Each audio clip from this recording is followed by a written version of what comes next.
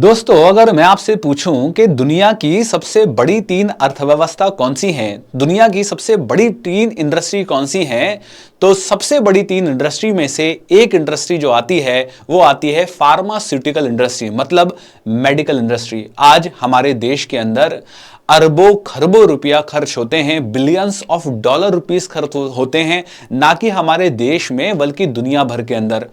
Medicine से लेकर नए नए इक्विपमेंट से लेकर नए नए हॉस्पिटल और नई नई टेक्नोलॉजी और नए नए सर्जिकल रोबोट्स को लेकर आज अरबों खरबों रुपीस खर्च होते हैं मेडिकल और फार्मास्यूटिकल इंडस्ट्री के अंदर।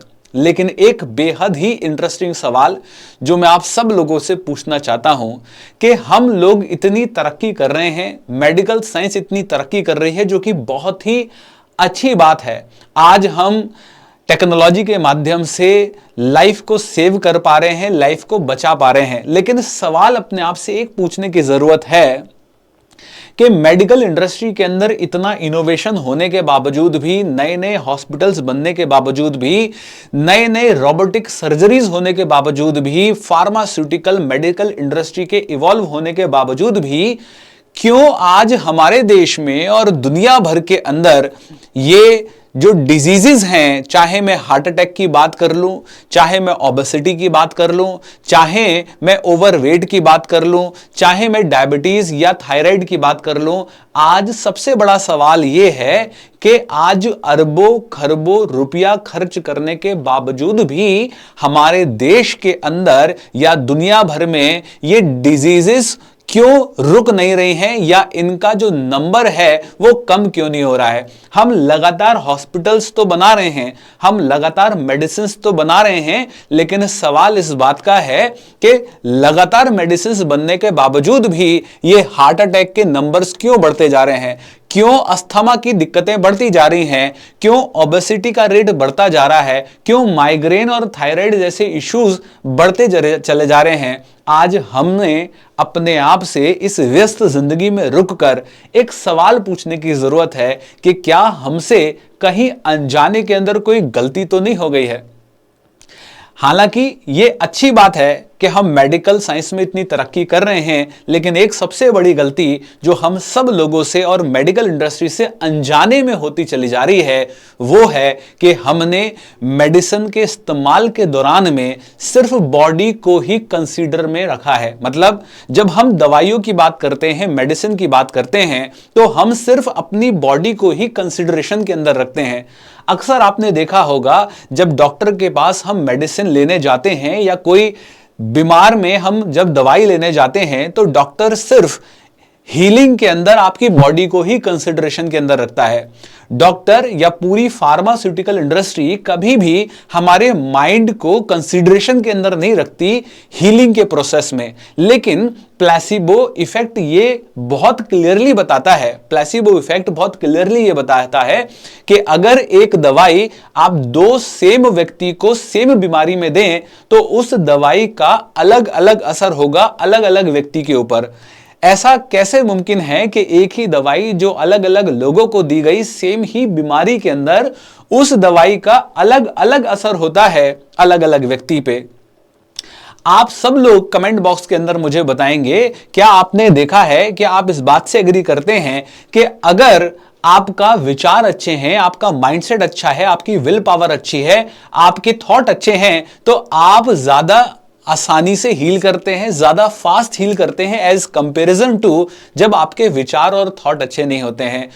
क्योंकि माइंड को मेडिकल इंडस्ट्री ने कभी भी कंसिडरेशन के अंदर नहीं रखा है, इसलिए आज कहीं ना कहीं हम इस बात को एग्री करेंगे और समझेंगे कि माइंड का भी उतना ही इंपॉर्टेंट रोल है हमारी हीलिंग में जितना हमारा बॉडी का होता है। तो देखिए दोस्तों, कैसे आज हमारा माइंड डिजीज फॉर्म कर रहा है या बीमारियां क्रिएट करता है, ये आज हम बात करेंगे। साइंस ये प्रूव कर चुकी है कि 98% जो डिजीजेस हैं, जो आज आपकी बॉडी के अंदर क्रिएट हो रही हैं, ये हमारा माइंड ही क्रिएट कर रहा है। देखिए दोस्तों, कई बार ऐसा होता है कि हम गुस्सा करते हैं, कई बार ऐसा होता है कि हम कंप्लेंट करते हैं, और कई बार ऐसा होता है जब हम गुस्से और एंगर के अंदर होते हैं तो हमारा ब्रेन किस तरीके से काम करता है। मैं बहुत ही शानदार तरीके से आपको इस बात को समझाऊंगा that how your brain is creating the disease in your body. आपका दिमाग आपके शरीर के अंदर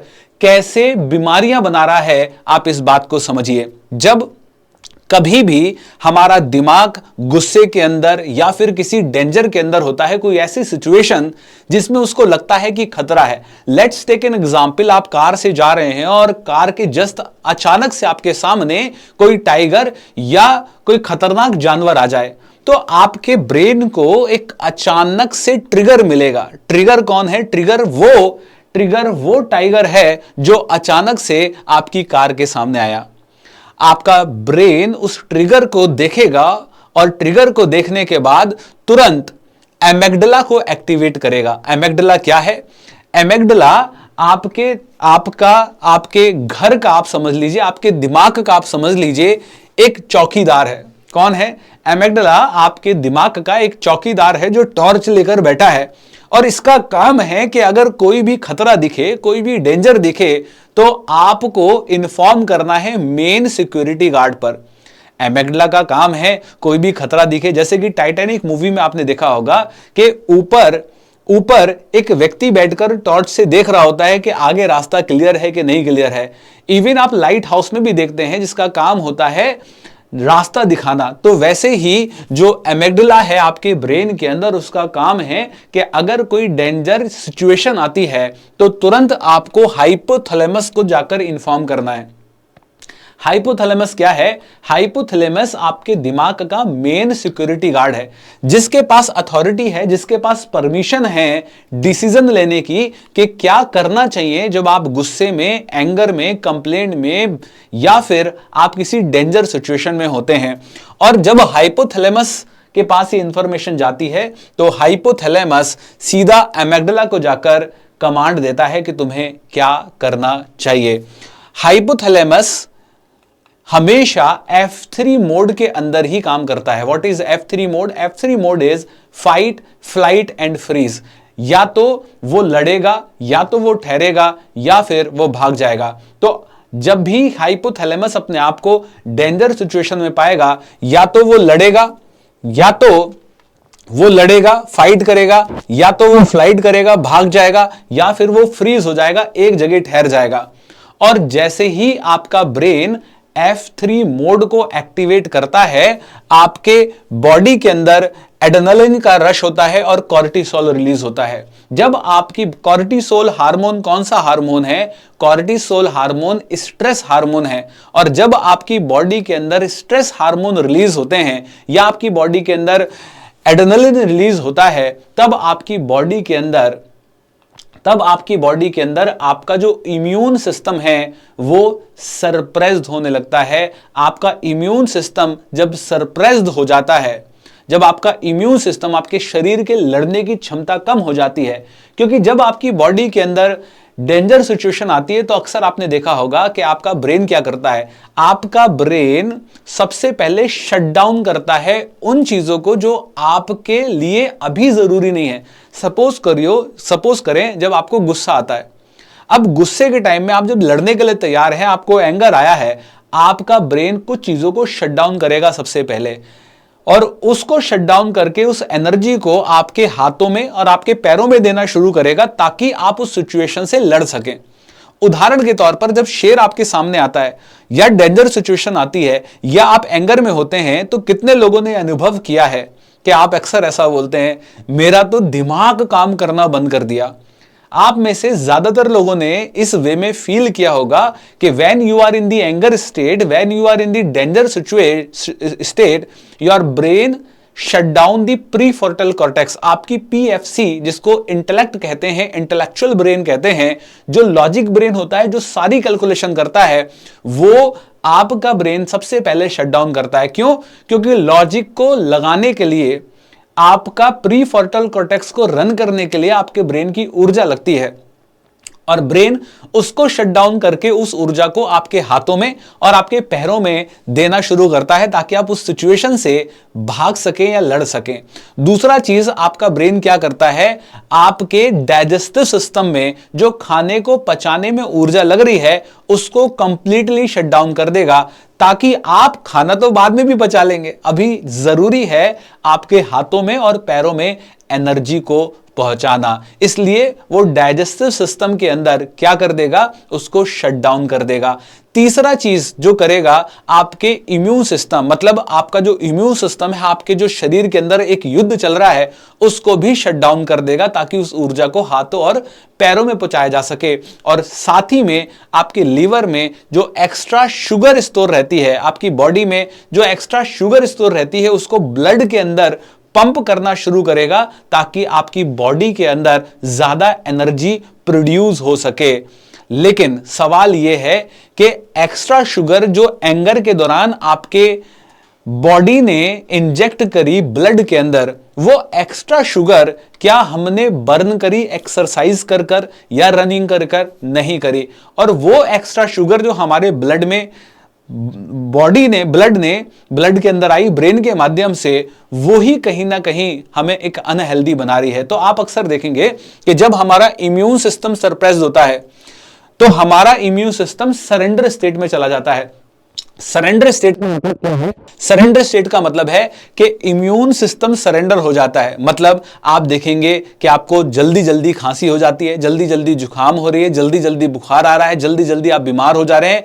उसका कारण है क्योंकि आपके इम्यून सिस्टम ने तुरंत सरेंडर कर दिया है। कैंसर जैसी डिजीज या इन्फेक्शन आपको इसलिए हो रहे हैं क्योंकि आपका इम्यून सिस्टम कंप्लीटली सरेंडर हो चुका है। दूसरा, आपका इम्यून सिस्टम क्या करेगा, कंफ्यूज हो जाएगा। कंफ्यूज होने का मतलब है जितनी भी ऑटो इम्यून डिजीजेज हैं जो आजकल बहुत ही कॉमन आपको देखने को मिल रही हैं, क्योंकि आपका इम्यून सिस्टम पूरे तरीके से कंफ्यूज हो गया है और उसको यही नहीं पता है कि उसका खुद का सेल कौन सा है और बाहरी सेल कौन सा है जिसको मारना है, जिसको किल करना है। इसलिए आप ही का इम्यून सिस्टम आप ही के सेल्स को खाने लगता है। मानो अगर बालों के सेल्स को खाने लगा तो उसको आपने एलोपेशिया हेयर डिसऑर्डर बोल दिया। मानिए आपके स्किन के सेल्स को खाने लगा तो आपने सोरेसिस बोल दिया, और इवन अगर आपकी हड्डियों को खाने लगा तो आपने अर्थराइटिस बोल दिया। तो ये जो भी डिजीजेस आपका ब्रेन फॉर्म कर रहा है वो आपके इम्यून सिस्टम पूरी तरीके से कंफ्यूज स्टेट के अंदर चला गया है। और तीसरी state, that is the over reactive state. Over reactive का मतलब क्या है कि अब आपका जो इम्यून सिस्टम है वो ओवर रिएक्टिव हो गया है। ओवर रिएक्टिव होने से आपके शरीर के अंदर एलर्जीज होने लगती हैं। तो आपने अक्सर ये देखा होगा कि स्किन एलर्जीज हो रही हैं, डिफरेंट काइंड ऑफ एलर्जीज आपके बॉडी के अंदर अक्सर आपको देखने को मिलती है। आप मेडिसिन लेते हैं, एलर्जी ठीक हो जाती है, लेकिन मेडिसिन बंद करते हैं तो फिर से कुछ दिनों बाद आ जाती है। और मैं आपको ये क्लियर कर दूं, आप कितनी भी मेडिसिन ले लीजिए, जब तक आप अपने इम्यून सिस्टम को ओवर रिएक्टिव होने से नहीं रोकेंगे, मेडिसिन कभी भी आपकी डिजीज का क्योर नहीं हो सकती। मेडिसिन सिर्फ उसको थोड़ी देर तक रोक सकती है लेकिन कभी भी क्योर नहीं हो सकती, क्योंकि आपके बॉडी के लिए सबसे शानदार मेडिसिन अगर कोई है तो वो आपकी खुद की बॉडी है। आपके शरीर से बढ़िया कोई भी मेडिसिन नहीं हो सकती। मैं कहता हूं कि हमारे शरीर को तो सिर्फ एक ही काम आता है और वो एक काम है हील करना और सिर्फ हील करना। तो हमें यह समझना पड़ेगा, आप में से कितने लोगों ने अपने आसपास में देखा है कि कुछ लोग हैं जो हमेशा गुस्सा करते रहते हैं, हमेशा एंगर में रहते हैं, हमेशा चिड़चिड़े रहते हैं, हमेशा कंप्लेनिंग ब्लेमिंग मोड करते रहते हैं। जब भी उनसे मिलो ऑन द हाइपर टेंशन, हमेशा हाइपर मोड में मिलेंगे, स्ट्रेस लेवल पर मिलेंगे। अगर कोई भी ऐसा व्यक्ति है जो आपकी फैमिली में, फ्रेंड्स में, जिसकी आप चिंता करते हैं और आपको लगता है कि उसको इस वीडियो को जरूर देखना चाहिए, क्योंकि उसको भी नहीं पता कि जाने अनजाने में वो अपनी बॉडी के साथ क्या कर रहा है। एंगर, फ्रस्ट्रेशन, गुस्सा, स्ट्रेस, कंप्लेनिंग, ये सारी चीजें आपकी बॉडी की हीलिंग पावर, इम्यूनिटी को सरप्रेस करती हैं और आपकी बॉडी के अंदर डिजीज ज्यादा इजीली इंपैक्ट कर पाती है। आप अगर चाहते हैं मदद करना और आप चाहते हैं कि आपके फ्रेंड और सर्किल के अंदर, या इवन आप ये भी चाहते हैं कि मैं सर कैसे अपने माइंड पर काम करूं, आप अगर ये सीखना चाहते हैं कि कैसे मैं अपने माइंड को रीप्रोग्राम करूं, कैसे मैं अपने इमोशंस को, फीलिंग को कंट्रोल करूं, तो मैं डॉक्टर हिमांशु गौर आपको इनवाइट करता हूं मेरी 2 दिन की न्यूरो लिंग्विस्टिक वर्कशॉप के लिए। 2 दिन की ये holistic living with neuro linguistic workshop मैं एवरी सैटरडे संडे करता हूं। डिस्क्रिप्शन के अंदर लिंक दिया है, ऑलमोस्ट फ्री है, आप नीचे क्लिक करेंगे और आप मेरी 2 दिन की न्यूरो लिंग्विस्टिक वर्कशॉप को अटेंड कर सकते हैं। बहुत ही शानदार होती है, लगभग 1 लाख से ज्यादा लोग अभी तक इस वर्कशॉप को अटेंड कर चुके हैं, और आप इसका जब पार्ट बनेंगे तो मैं आपको माइंड की और डीपेस्ट नॉलेज कहीं ना कहीं दूंगा। चलिए आगे बढ़ते हैं और बात करते हैं रॉबर्ट एडर की। तो रॉबर्ट एडर जो हुआ करते थे, इन्होंने एक एक्सपेरिमेंट किया एक चूहे के ऊपर, इस बात को समझने के लिए कि कैसे हमारा ब्रेन डिजीज को फॉर्म करता है, कैसे हमारा ब्रेन इम्यूनिटी को सरप्रेस करता है। और इन्होंने उस रैट को क्या देना शुरू किया, इन्होंने उस रैट को फॉस्मिट के इंजेक्शन देना शुरू किए। फॉस्मिट क्या होता है? फॉस्मिट वॉमिटिंग करने के लिए इंजेक्शन दिया जाता है। जब कोई व्यक्ति पॉइजन खा लेता है या कुछ खा लेता है तो उसको जहर को वॉमिट करवाने के लिए फॉस्मिट के इंजेक्शन दिए जाते हैं। तो उन्होंने उस चूहे को फॉस्मिट के इंजेक्शन दिए, और साथ में जब वो वॉमिट करता तो साथ में ये उसको मीठा पानी भी, चीनी वाला पानी भी पिलाते, और बार बार फॉस्मिट के इंजेक्शन दिए, चीनी का पानी, फॉस्मिट के इंजेक्शन दिए, चीनी का पानी दिया। और इन्होंने क्या देखा कि कुछ समय बाद इन्होंने फॉस्मिट के इंजेक्शन देना बंद कर दिया और सिर्फ चीनी का पानी मिलाया। चीनी का पानी पिलाने के बावजूद भी वो व्यक्ति वॉमिट कर रहा था। कहने का मतलब क्या है कि अब उसका एंकर बन चुका था, उस फॉस्मिट के बिहेवियर से, चीनी के पानी से ही उसका वो एंकर बन गया और वो चूहा उसी को प्रोड्यूस करने लगा। और ये भी देखने को मिला कि कुछ चूहों की डेथ भी होने लगी। डेथ हालांकि फॉस्मिट भी सेव है और इवन चीनी का पानी भी सेव है, लेकिन क्योंकि फॉस्मिट के इंजेक्शन से उसकी इम्यूनिटी भी सरप्रेस हो रही थी, जिसके कर चूहे मरने लगे। मॉरल ऑफ द एक्सपेरिमेंट ये है कि कहीं ना कहीं हमारी बॉडी की जो हीलिंग टेंडेंसी है वो हमारे माइंड से डायरेक्टली इंटरलिंक्ड होती है, कनेक्टेड होती है। एक बार एक साइंटिस्ट ने एक्सपेरिमेंट किया इस बात को लेकर कि हमारा माइंड कितना कंट्रोल करता है हमारी बॉडी को, और उस एक्सपेरिमेंट के अंदर उन्होंने एक ऐसे व्यक्ति को लिया जिस व्यक्ति को कोर्ट ने डेथ की सेंटेंस सुना दी थी, और उन्होंने कहा कि आप तो इसको मार ही रहे हैं, चलो हम इस पे एक एक्सपेरिमेंट कर लेते हैं। उन्होंने उस व्यक्ति को चेयर पर बांधा, आंख पर पट्टी बांधी और उसको कहा कि अब हम आपको स्नेक से बाइट करवाकर मरवाएंगे। ये दुनिया का सबसे जहरीला स्नेक है और आपको अभी हम बाइट करवाएंगे और आप कुछ देर बाद मर जाएंगे। आपकी कोई आखिरी ख्वाहिश है? वो बेचारा क्या बोलता? वो बोलता, उसने बोला मेरी कोई आखिरी ख्वाहिश नहीं है। और साइंटिस्ट ने एक निडल ली, एक पिन ली और उसके हाथ पर जोरों से चुभा दी। इंटरेस्टिंग बात यह है कि वो व्यक्ति निडल चुबाने से मर गया। कहने का मतलब क्या है? कहने का मतलब यह है, उस एक्सपेरिमेंट में यह समझ में आया कि बॉडी ने साइकोलॉजिकल लेवल पर ये इमेजिन कर लिया कि स्नेक ने मुझे बाइट कर लिया है, और बॉडी ने अपने ही अंदर क्या पॉइजन प्रोड्यूस करना शुरू कर दिया। वो पॉइजन जो कहीं ना कहीं इम्यूनिटी, बाहर के वायरस को किल करने के लिए रखती है। तो आज हमें इस बात को समझना बेहद जरूरी है कि अगर हम एक हेल्दी लाइफ चाहते हैं तो माइंड को हमें कंसीडरेशन के अंदर लेकर आना पड़ेगा। हम सिर्फ और सिर्फ बॉडी पर ही ध्यान देकर एक हेल्दी प्रॉस्परस लाइफ नहीं जी सकते हैं। अगर आपको ये वीडियो अच्छी लगी हो, आपकी लाइफ में वैल्यू ऐड हुई हो, तो प्लीज इस वीडियो को अपने फ्रेंड्स और फैमिली को जरूर शेयर करिएगा ताकि उनकी लाइफ में भी वैल्यू ऐड हो। मिलते हैं आपसे अगली वीडियो के अंदर। Thank you so much for watching this video.